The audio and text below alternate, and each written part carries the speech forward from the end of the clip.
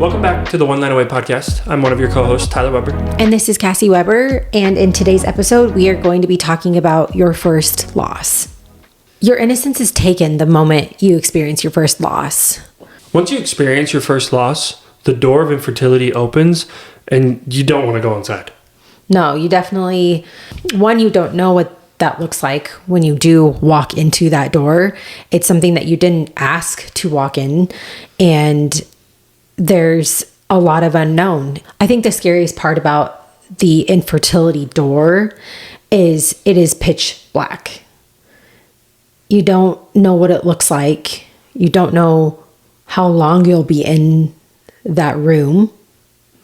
And so there's literally nothing enticing about walking into that room. And so when we experienced our first loss, because of it being as traumatic as it was, I feel like we didn't even have the opportunity to mourn it in the way that felt organic.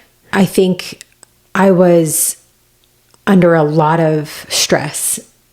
My body was in excruciating pain, and I had to worry about the physical part of myself before the emotional side.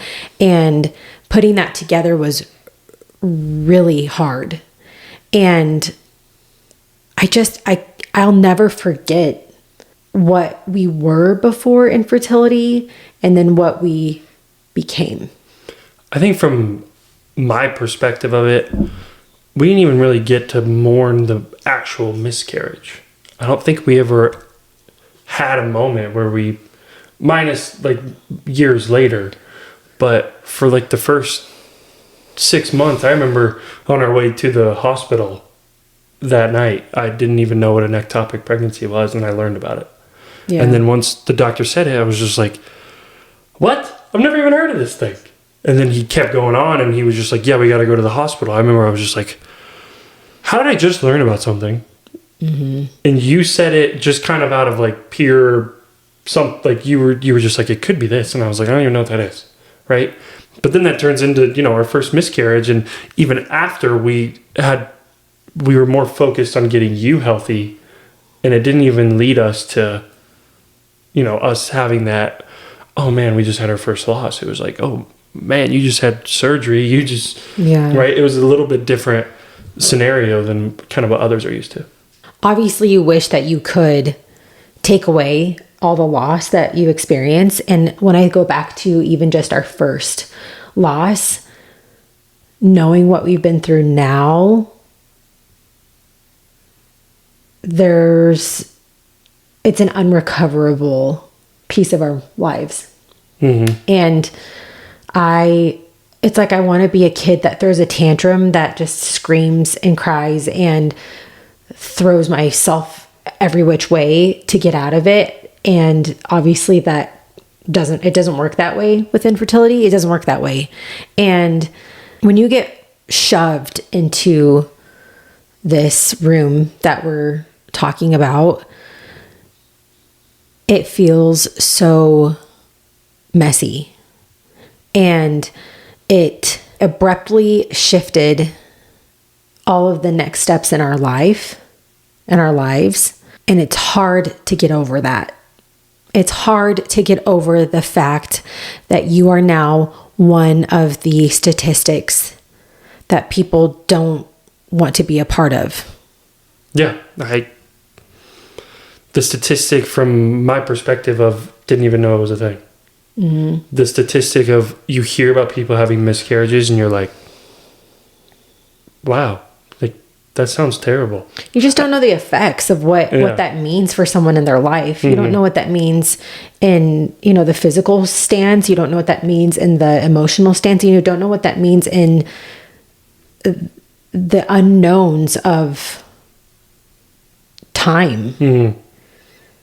Some people, and, there's so many different walks of infertility and loss, but some people do get to go on sooner than others. And for the ones that didn't get to move on soon whatever you dictate as soon. For us, we're sitting in a space that we don't know how much longer we're going to be here. Yeah. You know, and it's scary. It's scary to be a part of this group of people. It's a big group of people. Yeah. I want to make it to the point now, you don't have to sit here and start a podcast or post every time they have a miscarriage, but like talking about it is normal. I mean, we're not going to be a podcast that always throws stats out there and stuff, but it's so common for miscarriages and no one talks about it. It's like kind of the other feelings that we've talked about, or the shame or the guilt or whatever it is. It's for some, there may be reasons that we don't know, and you don't have to know. I don't think there's any shame around it. I think it's a part of it. It's part of your journey. Yeah. And like, it's not something to not talk about or not bring up ever. I think it's something that should be talked about, right? There is there's a huge community of people that have gone through the same thing.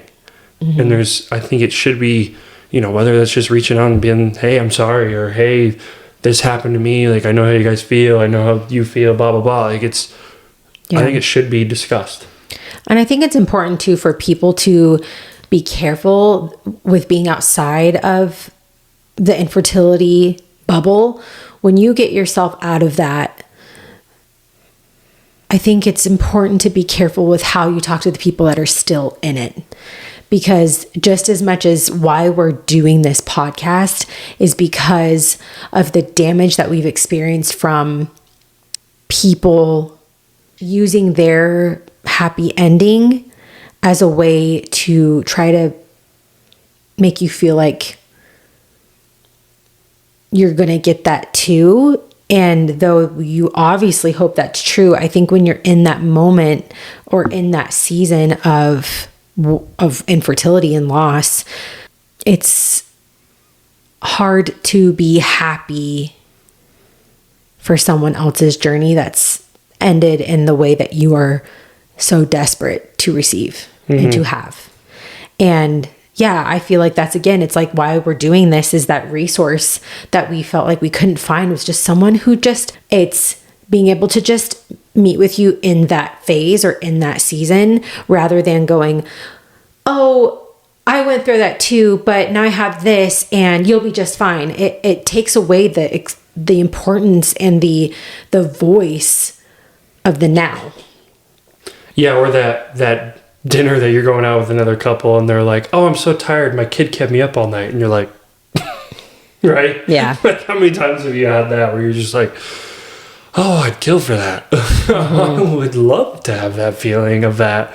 I mean, it's us all talking within this community of like, like I know exactly what you're going through. I know, right? You go to bed and you wake up and you click on Facebook and there's that, boom. Yeah. You're like, I know exactly what you're going through now. Oh, well, I'm happy for them and I get to go see my kids. Like we don't have that. Yeah. And I think being together is huge. Definitely. The moment you experience your first loss, you also have lost all of your firsts in trying to conceive. And that is something to be mourned in itself.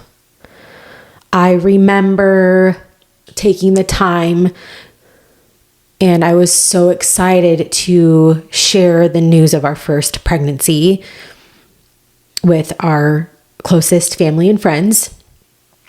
And I got, innocently ordered golf balls that had a cute little saying. I had certain cards made. There was this whole performance of how we were planning on sharing this news. And I still have some of the things as just memories. And it's so sad that we will never get that moment again. And we will get a moment again. Yeah. But you won't get that first moment, that first initial look. I think there's a big difference because I've thought a lot about that moment, but it's that first moment of the shock. Yeah. The finding out that you're pregnant is taken away from you because, believe it or not, and there's so many things that are said to people about, oh, just like stop trying or stop testing and stop doing that. That is so cruel. When, for one, for me and my body, I have to check every test, every symptom. I have to, because I have the highest risk that you can of having another ectopic. And it just shouldn't matter. Like, I get so frustrated by that commentary or that angle because some people don't have that ability. That was taken from them. So with our first being the ectopic pregnancy, there's different consequences that I don't get back. I don't get certain things back. I don't get certain innocence back, period. The whole topic of getting to innocently try to have a baby, you're having fun with trying to figure that out, and then you're late and, oh my gosh, like maybe I should take a test. Like, all of that is gone. It's cruel and impossible. Yeah. Like, really? You don't think 4 years in, you think 4 years in, we're just going to magically be like, oh, what were we trying to do? Really? Yeah. It's not possible. Yeah. It's a very dumb comment to make. And it only irks us more. Honestly. Yeah. Because we're just like, oh yeah. Like, yeah. I feel like the one time that it could have been possible was when we mentioned last episode with going out of the country. But even at that point, you're still thinking about it, right? Yeah.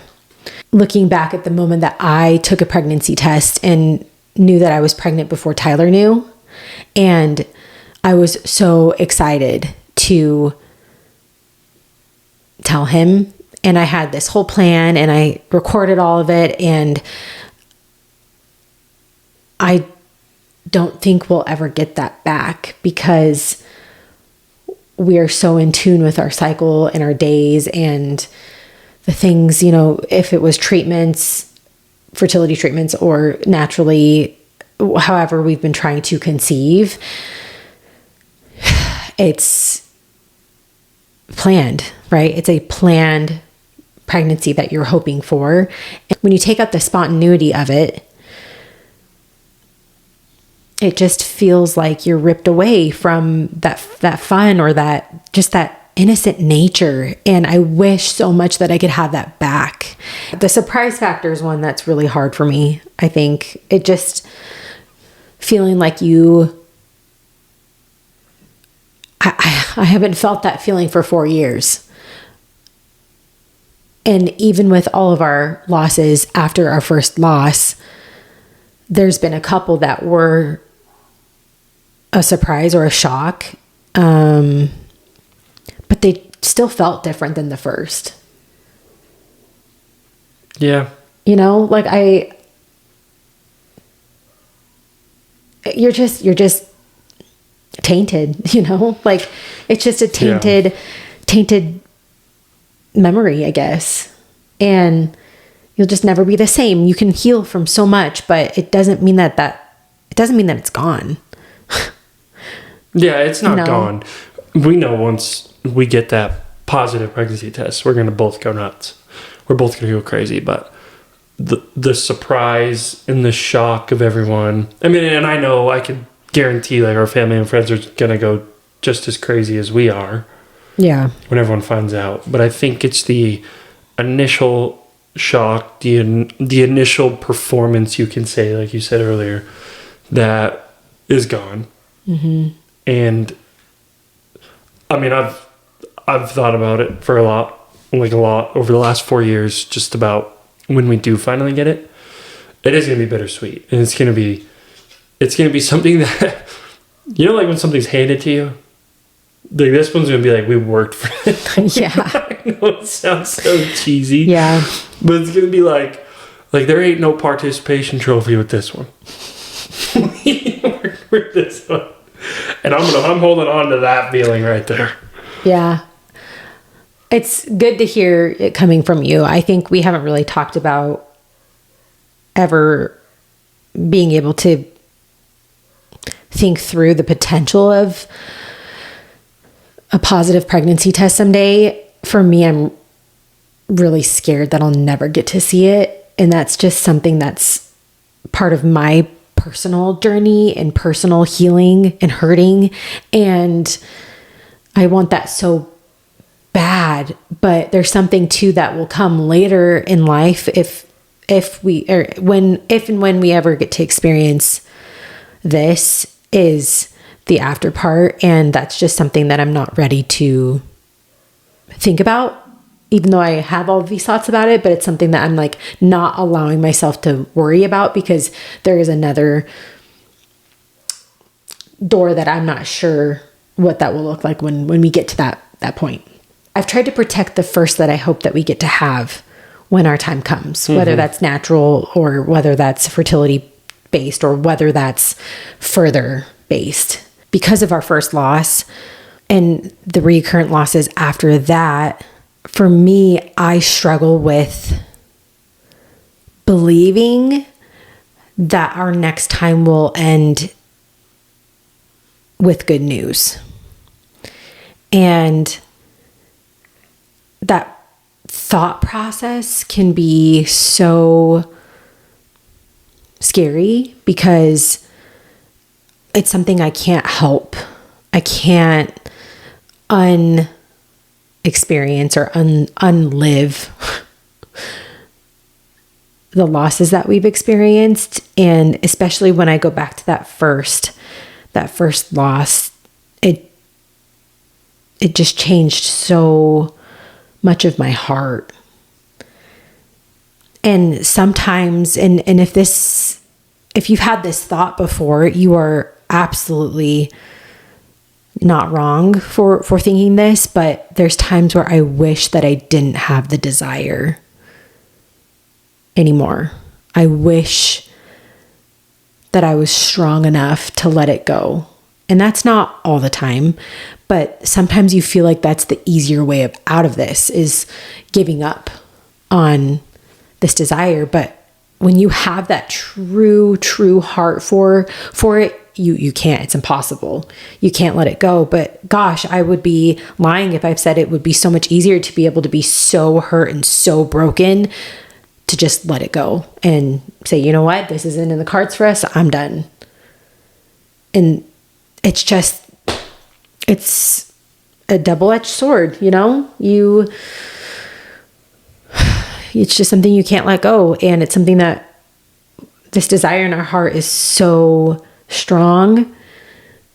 And it's become very apparent that we want this more than people that even have kids in today's world.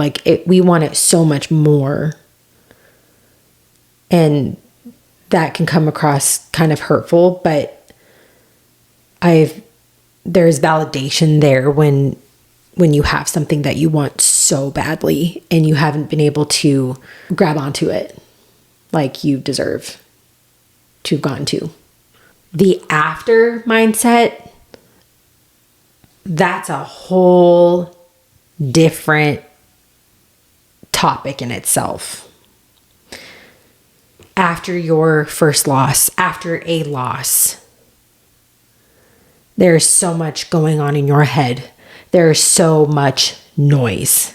There's a separate door for your mind. Totally. Totally.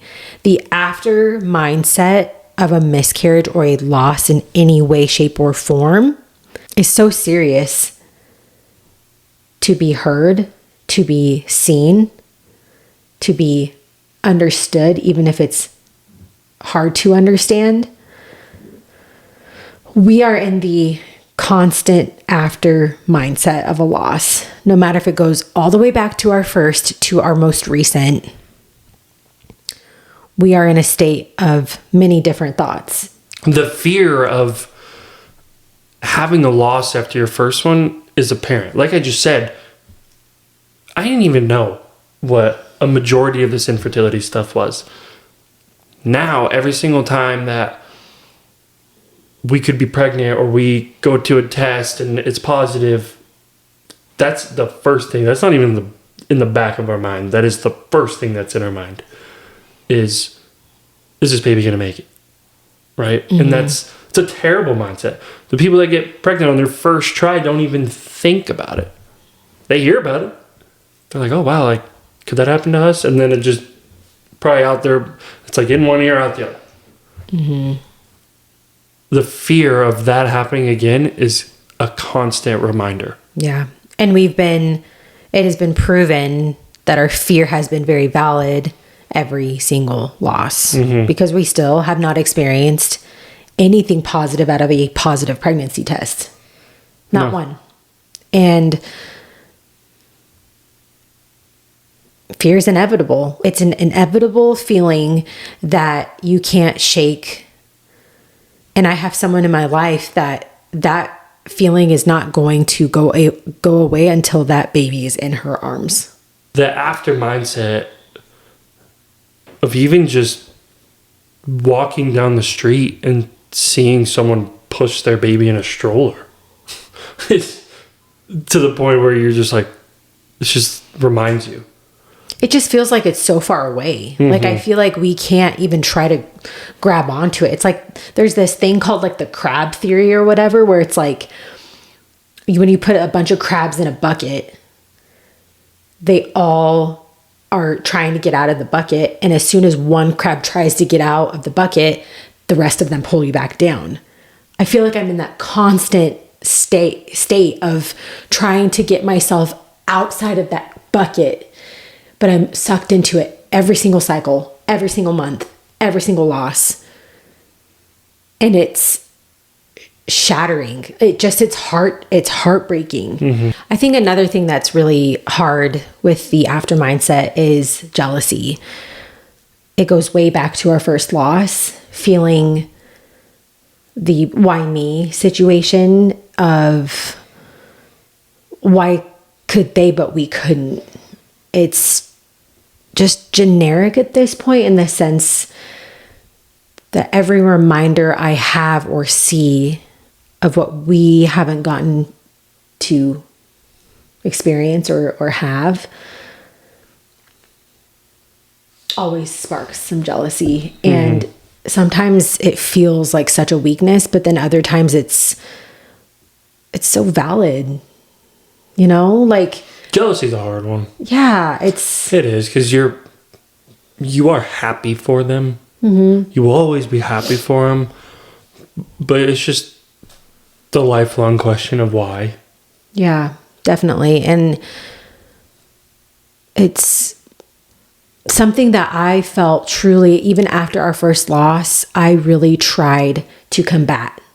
I really tried to combat jealousy, and I did good for a really long time. But then as things got harder and more losses happened, and our journey that we've been through got where it is now, it's something that's just not about strength. It's about understanding why you're feeling that jealousy, and knowing that it's something that was out of your control, and it's okay to feel that way. Mm-hmm. Though it is really hard sometimes.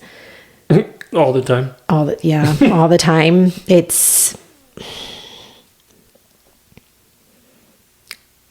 just something that I'm working, you work through every day. You can't ever work on it hard enough to where you don't experience it, but you definitely can at least try to meet with yourself and why you're feeling that way, and allowing yourself to feel that way. Mm-hmm. This might come across a little cheesy, but just as much as this podcast is titled One Line Away, it's also a slogan in itself of feeling like you are constantly one line away from living the life that you're dreaming of living.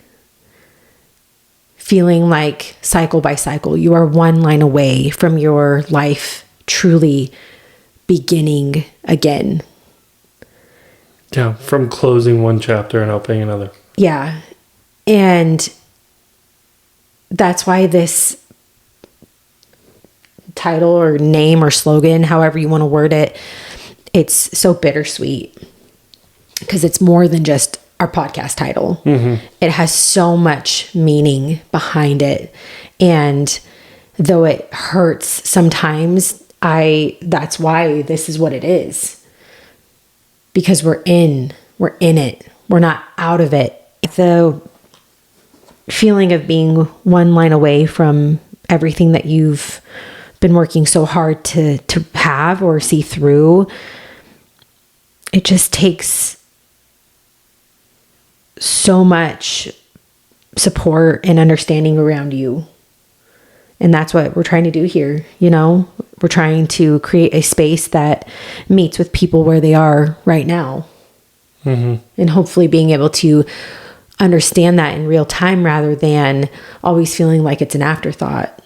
Something that we want to start implementing in our upcoming episodes is a segment dedicated to our supporters, whether that's testimonies, questions, just something that allows us to continue to work through people and also for people that are in this walk with us.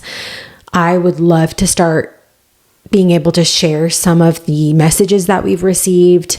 I would love to answer questions. I've had some recent things come up that I feel are so much bigger than just responding to them. I think that there's things out there that more than just us are meant to hear. And I don't know quite how to approach it yet, but I definitely am excited to make that part of our episodes in the future.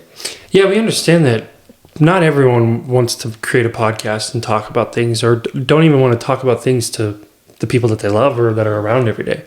So if you guys are okay, like, we're more than happy to read a testimony from someone, or read your story, or to read anything that you guys have, or, you know, maybe your story, it doesn't look the same as ours, or has a few pieces that's the same, but you can't fully see our story or understand our story.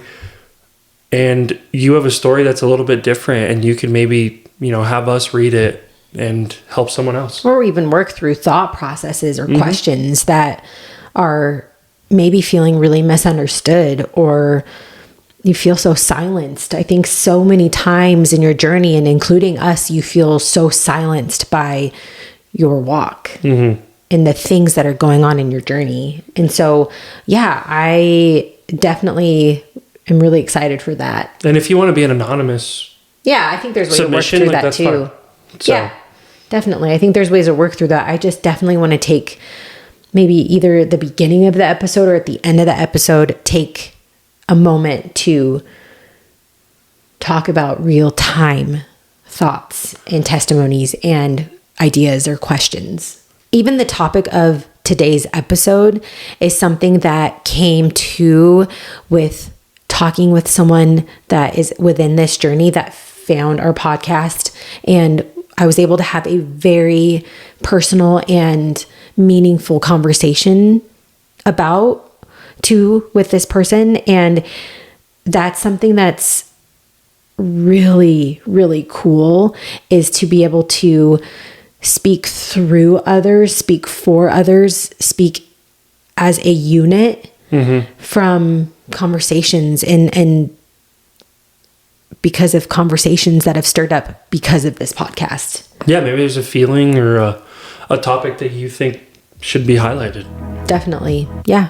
Thank you for tuning into this week's episode. We will see you guys next week.